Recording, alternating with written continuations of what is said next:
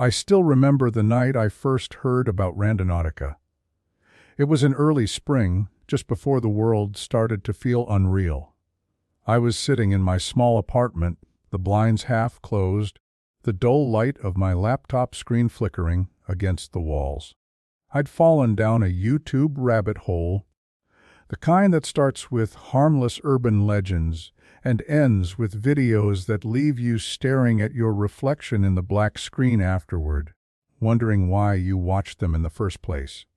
That's when I saw it. Randonautica, the app that takes you to your fate.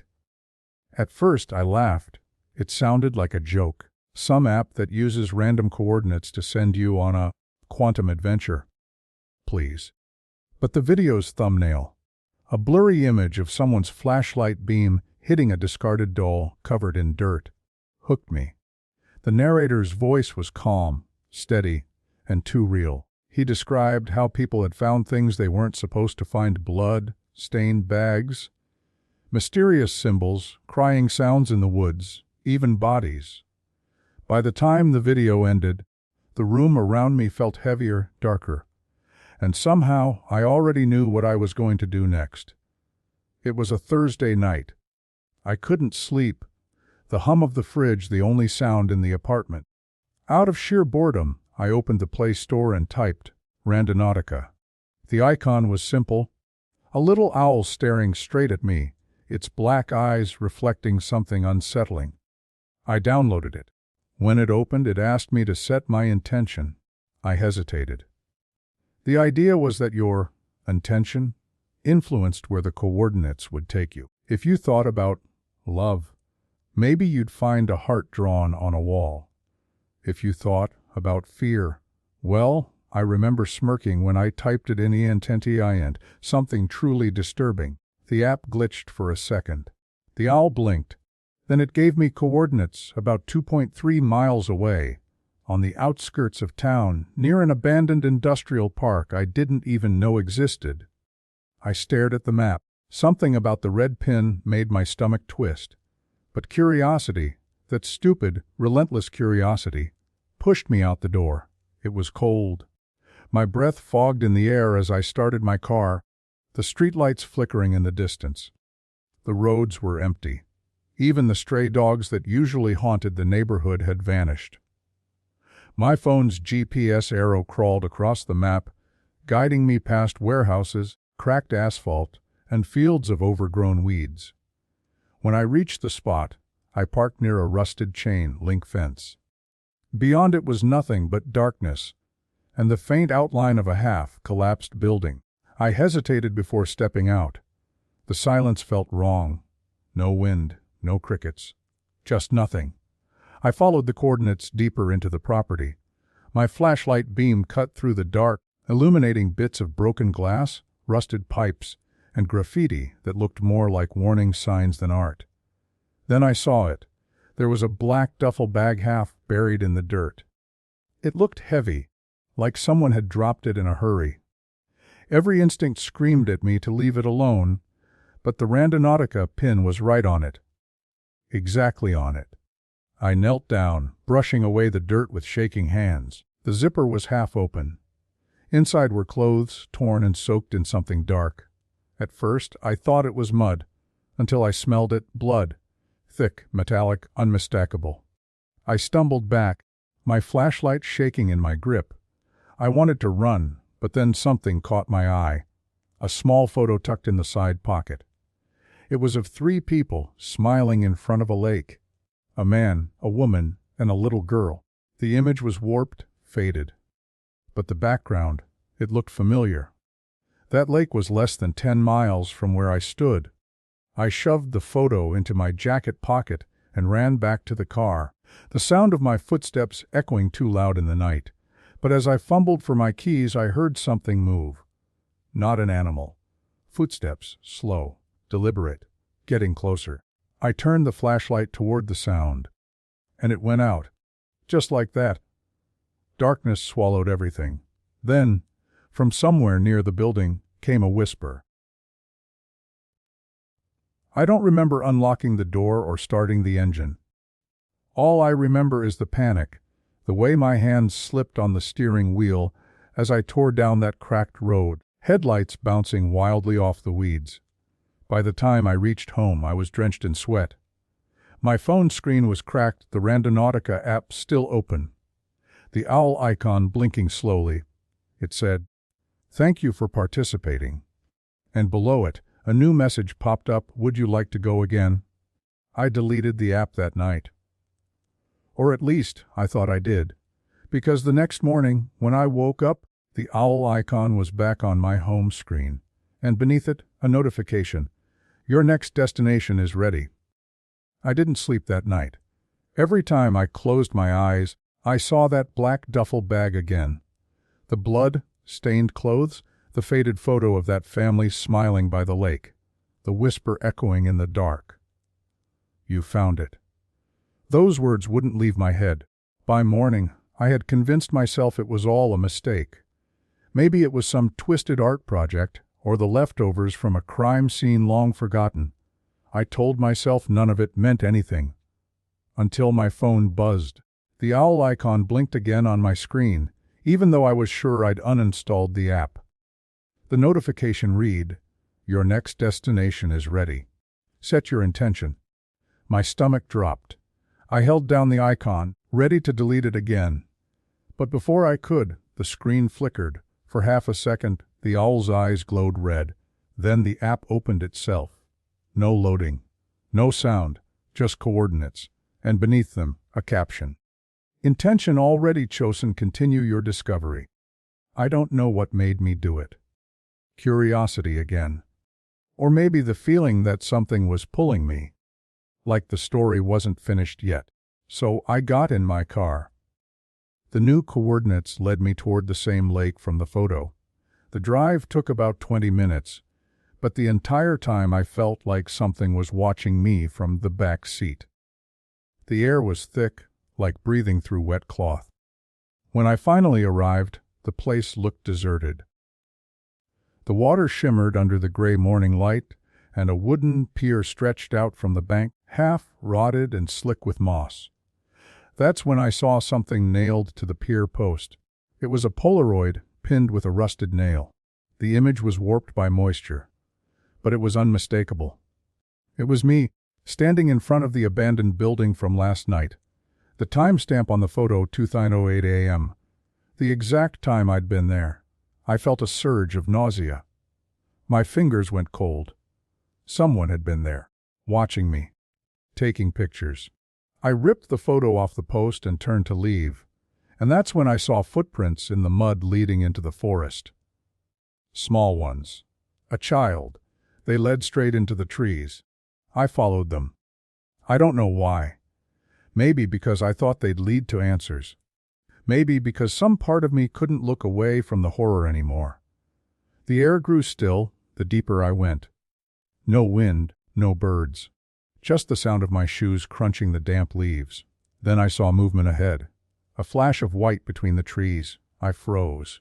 "Hello," my voice came out weak. No reply. Just silence. I took a few steps closer, and then saw it clearly. It was a child's dress hanging from a branch, swaying gently. Torn, muddy, and tied at the sleeves like it had been hung there on purpose. And beneath it, carved into the bark of the tree, was a symbol, a circle with a line through it. The Randonautica owl, crudely scratched into the wood. I turned and ran. When I got home, I threw the phone onto the couch and poured a glass of water, my hands still shaking. I told myself I was done. No more coordinates, no more exploring.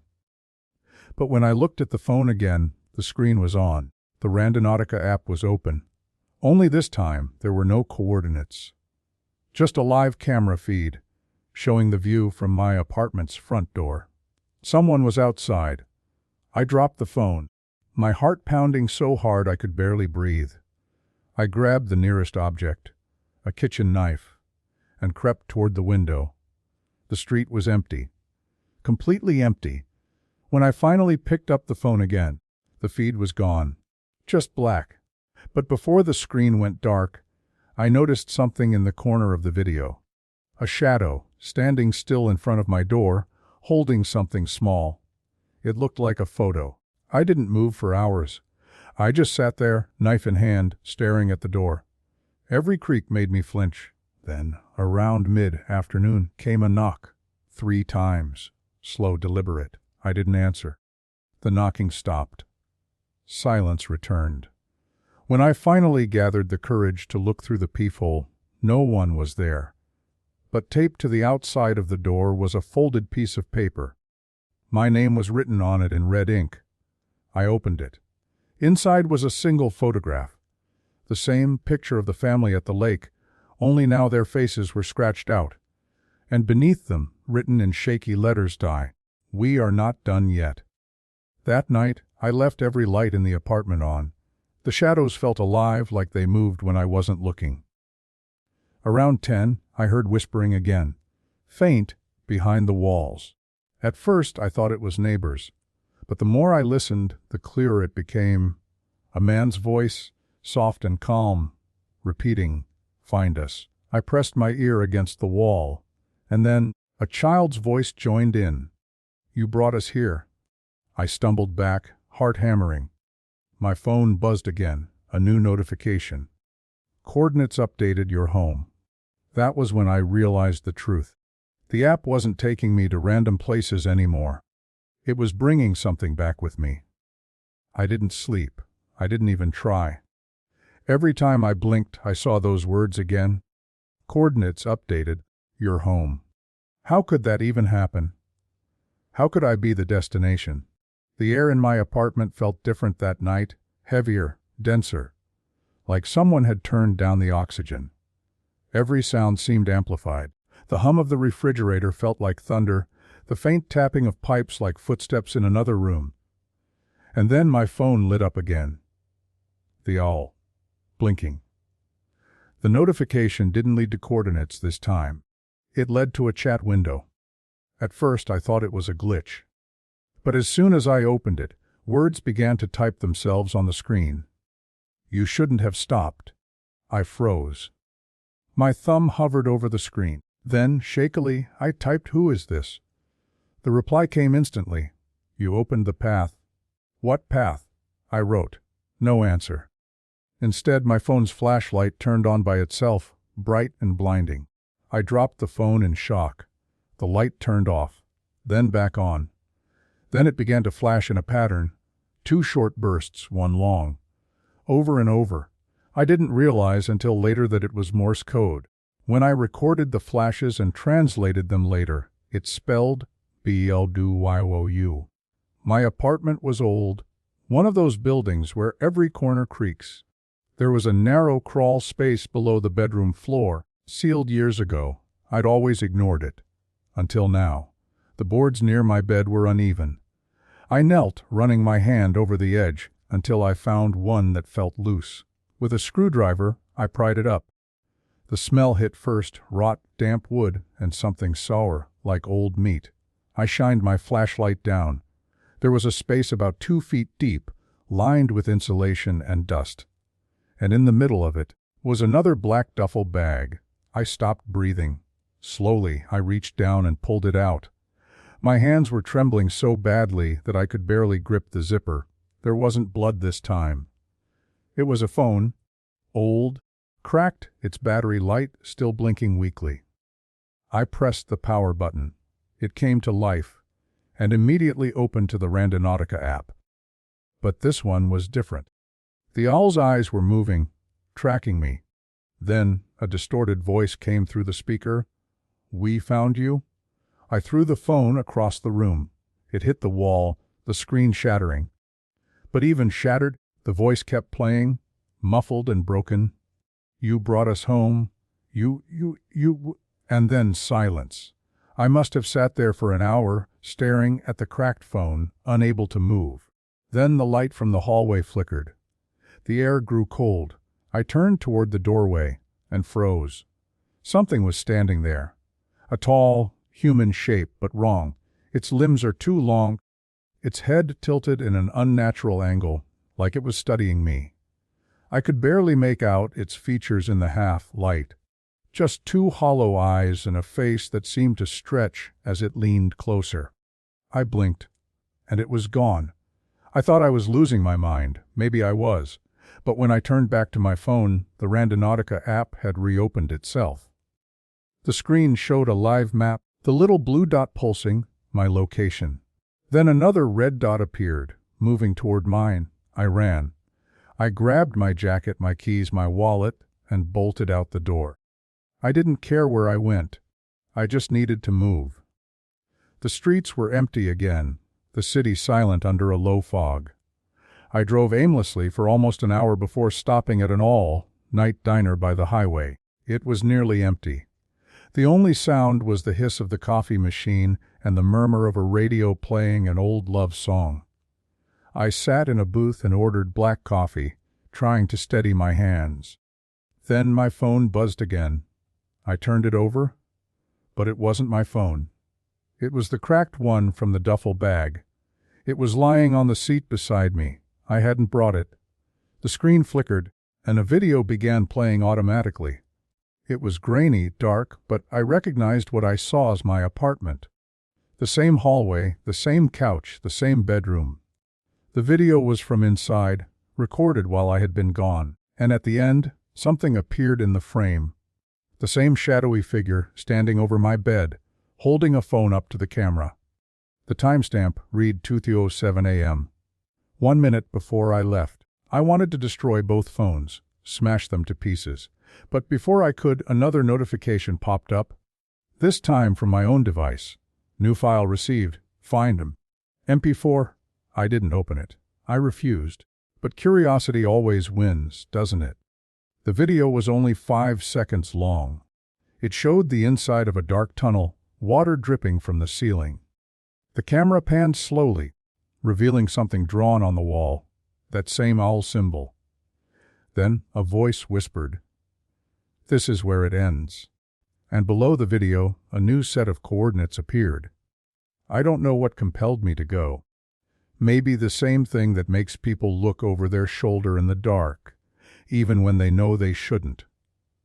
The coordinates led me to an old drainage tunnel on the edge of town, near the train tracks.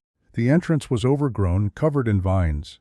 As I stepped inside, my flashlight beam cut through thick mist. Water dripped steadily from above. The sound echoed like whispers. Halfway through, I saw something written on the wall in red, "Welcome back." My breath caught in my throat. I turned, and the light hit something behind me, the figure. Closer this time.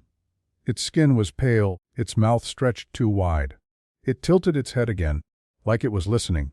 Then I heard something behind it. Footsteps, more than one. Shapes emerged from the darkness, 3 of them. A man, a woman, a little girl, the family from the photograph. Their faces were gray, hollow, dripping water. The girl smiled, her eyes empty sockets. "You found us." The flashlight flickered once, twice, and then everything went black. When I woke up, I wasn't in the tunnel anymore. I was lying in my bed. The sunlight bleeding through the blinds felt unreal, like it didn't belong. My clothes were damp, my hands raw, and there was mud under my fingernails. I tried to tell myself it was a nightmare, but my phone was on the nightstand, the cracked one, still recording. I picked it up with shaking fingers and opened the camera roll. The last video was over 3 hours long. When I pressed play, the footage showed me walking deeper into the tunnel, talking to someone I couldn't see. My voice was different, deeper, detached. And then the screen glitched, showing flashes of faces, distorted, mouths open like they were screaming silently. Among them, I saw the family again. The man, the woman, the girl. They were looking at me. The voice on the video whispered, "Now you're part of it."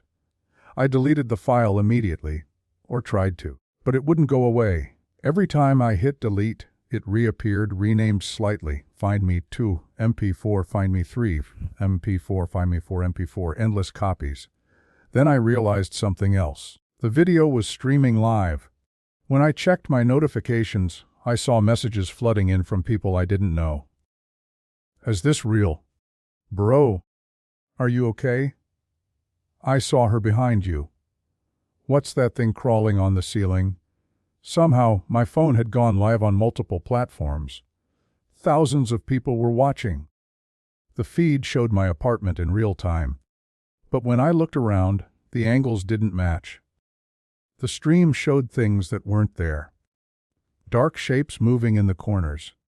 The family standing silently behind me. A figure in the hallway.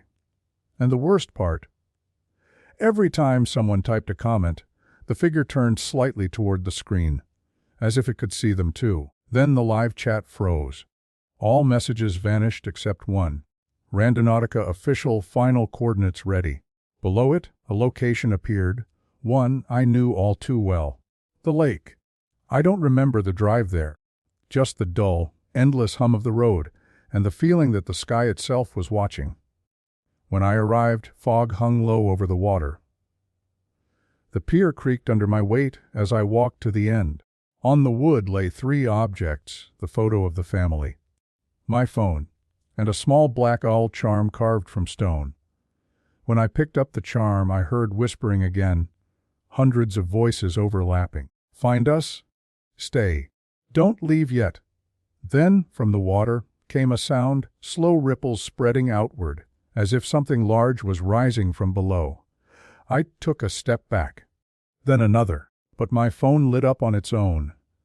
The screen showed my live stream, thousands still watching. And in the chat, messages scrolled faster than I could read. Behind you. Behind you. B-E-N-D-O-U. I turned. Standing at the edge of the pier was the little girl, soaked, pale, and smiling. You brought us home, she said softly. The water behind her churned violently, and before I could move, hands reached out, dozens of them, pulling me toward the lake. The last thing I heard was the phone's distorted voice whispering in my ear. You opened the path. It never closes. They found my car 2 days later, engine still running. My phone was floating near the shore, waterlogged but intact. The police labeled it a missing person case. Nobody. No trace. Just a single set of wet footprints leading into the lake and stopping halfway across the pier. But here's what no one could explain. A week later, the Randonautica subreddit exploded with posts. Hundreds of users across the world claimed they'd received a new coordinate from the app, automatically set without prompting, all pointing to the same location, the lake. One by one, videos began appearing online, grainy, shaky clips of people exploring the area. Most were normal, but a few showed something in the background. A figure, tall and blurred, standing by the water's edge, its reflection missing. And in one video, for just a split second, you could see a person holding a camera, face half submerged, whispering something over and over, turn it off, turn it off, turn it off. You can still find the archived live stream online. The video has over 11 million views, though most platforms keep trying to take it down.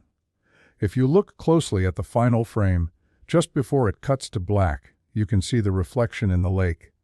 Not of the girl, not of the family, but of someone holding a phone, the owl symbol glowing faintly on the screen, and a whisper layered into the static, almost too quiet to hear. Your next destination is ready. The story of horrifying things encountered using Randonautica ends with the truth. The app was never about random coordinates. It was a gate, powered by the curiosity of those who used it. Each intention, every thought of fear, loss, or darkness, fed it, made it stronger. And the more people downloaded it, the wider the gate opened. The narrator didn't just find horror, they became part of it. Now the app uses their voice, their memories to guide new users deeper. Randonautica wasn't an exploration tool. It was an invitation, and everyone who accepts it helps it grow. So if you ever see that little owl icon blink on your phone, remember, don't click it. Because once you do, you've already been found.